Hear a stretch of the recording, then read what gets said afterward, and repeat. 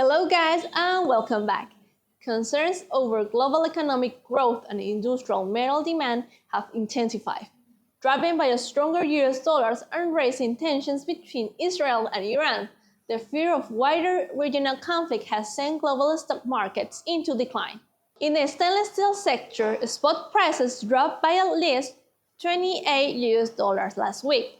On Tuesday, June 17, LME nickel closed at $14,935 per ton.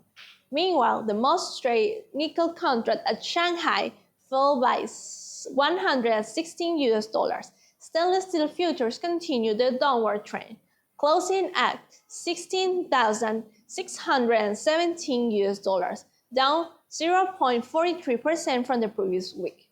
Stainless steel inventory remains high. In Wuxi, spot stock levels rose for the third consecutive week.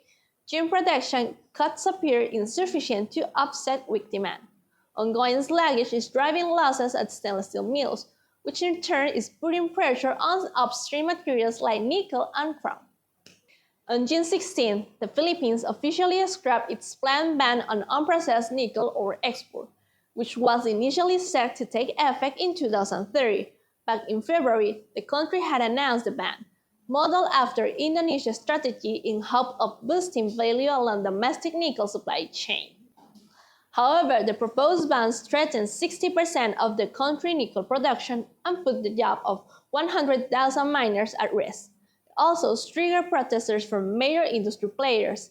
Notably, Indonesian nickel ore imports from the Philippines skyrocketed 43 times this year to 9.55 million wet tons.